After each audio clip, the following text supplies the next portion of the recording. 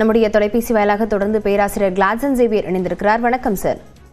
வணக்கம். இப்ப பதற்றமான சூழல் ஈரான் இஸ்ரேலுக்கும் இடையே அதிகரித்திருக்கிறது. இந்த சூழலை நம்ம எப்படி உற்று நோக்க வேண்டியிருக்கிறது சார்? உலகம் முழுக்க இருக்கக்கூடிய மற்ற நாடுகள் இது போன்ற நிலைப்பாடுகளை எடுப்பார்கள், எப்படி பார்க்க வேண்டியிருக்கிறது சார்?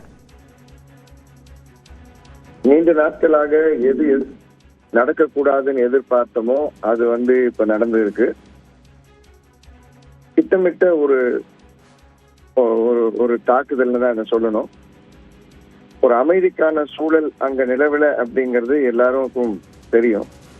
ஆனா இந்த சூழல்ல ஒரு திடீர் தாக்குதல் அப்படின்னு நடக்கிறது அப்படிங்கிறது ரொம்ப அதிர்ச்சியான ஒரு விஷயமா இருக்குது. அதே சமயத்துல இதனுடைய தாற்பயங்கள் அப்படிங்கிறது ரொம்ப கனமாகவும் ஒரு பலத்த தாற்பயங்கள் கொண்டதா இருக்கும். ஏன்னா அடுத்த சட்டங்கள்லாம் வரும்பொழுது இது ஒரு நீண்ட நெடிய போரா அமையும் அப்படிங்கறத தான் நாங்க பாக்குறோம். ஏற்கனவே அமெரிக்கா ஈரான்ல ஒரு ஆட்சி மாற்றத்தை கொண்டு வரணும் அப்படின்னு நீண்ட நாட்களா பாத்துக்கிட்டு இருக்காங்க. இது இன்னைக்கு நேற்று நடக்கிறதுல கடந்த 40 ஆண்டுகளா ஈரான் மேல அமெரிக்காவுக்கு ஒரு இந்த ஆட்சி மாற்றத்தினுடைய கருத்து கூறுகள் இருந்துகிட்டே இருந்திருக்கு. அப்போ தற்சமயம் நடந்திருக்கிறது இந்த கிட்டத்தட்ட ஒரு 47 ஆண்டுகள்னா நடந்த அந்த ஆட்சியை கவிழ்க்கிறது, ஒரு புதிய ஆட்சியை நிறுவுறது அப்படிங்கிறது ஒரு தெளிவான ஒரு கண்ணோட்டத்தை நம்ம பாக்குறோம். இது எந்த அளவுக்கு உலகத்துக்கு சாத்தியமா அமையும் அப்படிங்கிறதுல பெரிய கேள்விகள் இருக்கு. 2-3 விடயங்களை உறுதியா சொல்லலாம். ஒண்ணு, அமெரிக்கா பொருளாதாரத்தை சீர்தூக்கி நிறுத்துவதற்கு இது ஒரு வழி அப்படின்னு நிறைய பேர் சொல்றாங்க. ஏன்னா இந்த போர் அப்படிங்கிறது யாருக்கு மிகப்பெரிய லாபம் அப்படின்னா இந்த ஆயுதங்கள் தயாரிக்கக்கூடிய மிகப்பெரிய நிறுவனங்களுக்கு ஒரு பெரிய ஒரு முக்தி முறையா இருக்கு, ஒரு லாபகரமா இருக்கும். அதே சமயத்துல சாதாரண மக்கள், சாமானிய மக்கள், விலையேற்றத்தால தவிர்க்கக்கூடிய மக்களுக்கு இது மிகப்பெரிய பின்னடைவை தரக்கூடியதா இருக்கும்.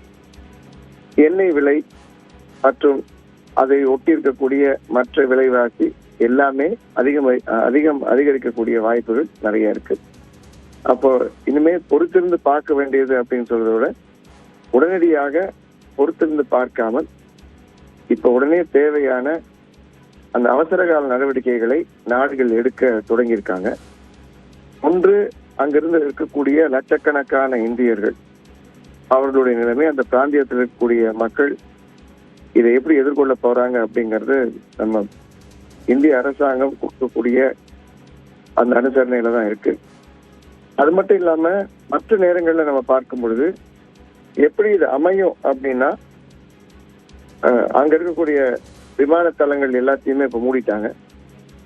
நேற்று காலையிலிருந்தே எல்லா விமானங்களும், அங்க போகக்கூடிய விமானங்கள்லாம் ரத்து செய்யப்பட்டிருக்கு. இந்த சூழல்ல சாதாரண சாமானிய மக்களுடைய போக்குவரத்து கடுமையா பாதிக்கப்பட்டிருக்கு அப்படிங்கறத நம்ம பாக்குறோம். இன்னும் அதிகமான பாதிப்புகள் என்ன இருக்கும் அப்படிங்கறத கொஞ்சம் பொறுத்திருந்து பார்க்கணும். ஆனா என்ன தெரியுது அப்படின்னா இது உடனடியாக இதை முடிவுக்கு கொண்டு வரல அப்படின்னா இது மிகப்பெரிய ஆபத்துல கொண்டு போய் விடும். அதாவது ஈரான் நாட்டுக்கு மட்டும் இல்ல, பல்வேறு சுற்றி இருக்கக்கூடிய நாடுகள், அது பஹ்ரைனா இருந்தாலும் சரி, தோஹா, கட்டார், இந்த மாதிரி இடங்களுக்கு எல்லாத்துக்குமே மிகப்பெரிய ஆபத்தை கொண்டு போய் விடும் அப்படிங்கறது உறுதியா சொல்ல முடியும். திரு கிளாட்சன் சேவியர், இதே போல மத்திய கிழக்கு நாடுகள்ல இந்த பதற்றம் அப்படிங்கிறது அதிகரித்திருக்கிறது. பஹ்ரைன், துபாய் போன்ற இடங்கள் எல்லாம் இந்த தாக்குதல்கள் தொடர்ந்து வருகிறது. இங்க தாக்குதல்களை அதிகரிப்பதற்கான நோக்கம் என்னவா இருக்கலாம் சார்? அதாவது ஒரு என்ன ஆபத்து அப்படின்னா, ஈரான் நேரடியாக இஸ்ரேலில் இருந்து தாக்க முடியாது, அமெரிக்காவும் அமெரிக்காவிலிருந்து தாக்க முடியாது. குறிப்பா பஹ்ரைன் அப்படின்ற நாட்டுலதான் அமெரிக்காவுடைய மிகப்பெரிய படத்தளம் இருக்கு. இந்த படைத்தளமானது உடனடியா இவங்க ஈரான்ல என்ன சொல்லியிருக்காங்கன்னா, எங்க எங்களுக்கு தாக்குதல் நடந்தாலும் அமெரிக்காவுக்கு ஆதரவான நாடுகள் அல்லது இஸ்ரேலுக்கு ஆதரவான நாடுகள் அவங்களது படைத்தளங்களை நாங்கள் தகர்ப்போம் அப்படின்னு ஏற்கனவே சொல்லியிருக்காங்க. இதன் அடிப்படையில் தான் அவங்களும் அவங்களுடைய ஆயுதங்களை குறிப்பாத்து வச்சிருக்காங்க. அப்போ இந்த சூழ்நிலை எல்லாருக்கும் தெரிஞ்சதுதான், இது ஒரு பொதுவாகக்கூடிய விஷயம் தான், எல்லாருக்கும் தெரியும். ஆனா இதுக்கு அடுத்த கட்டம் எப்படி இருக்கும் அப்படிங்கறதுதான் தெரியல. ஏன்னா இருக்கக்கூடிய விஷயங்கள், வரக்கூடிய விஷயங்களை வந்து நிறைய எல்லா விடயங்களையும் நம்ம நம்ப முடியாது. ஏன்னா உறுதிப்படுத்தப்படாத தகவல்கள் நிறைய வந்துகிட்டே இருக்கு. அதனால இதை நம்ம நம்பக்கூடாது. உறுதிப்படுத்தப்பட்ட தகவல்களுக்காக மட்டும் நம்ம காத்திருந்து அதன்படி நம்ம செயல்பட்டோம்னா நல்லா இருக்கும்.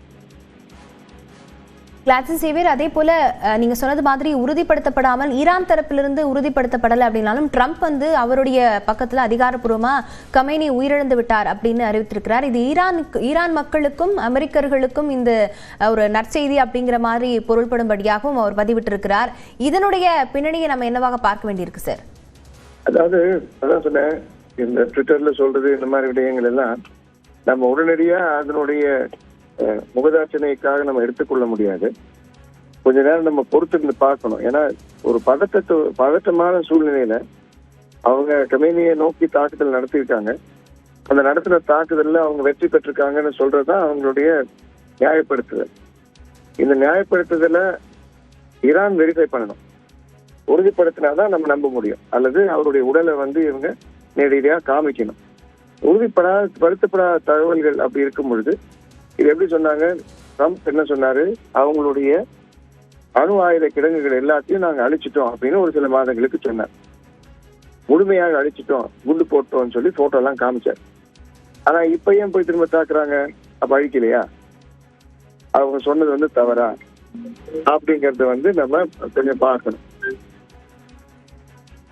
அப்போ இந்த விடயமானது வந்து நமக்கு கொஞ்சம் தெளிவை கொடுக்கணும் அப்படின்னா பொறுத்திருந்து பார்க்கறது, பொறுமை காக்கிறது நல்லது. கருத்துக்களை பகிர்ந்து கொண்டமைக்கு நன்றி திரு கிளாட்சன் சேவியர்.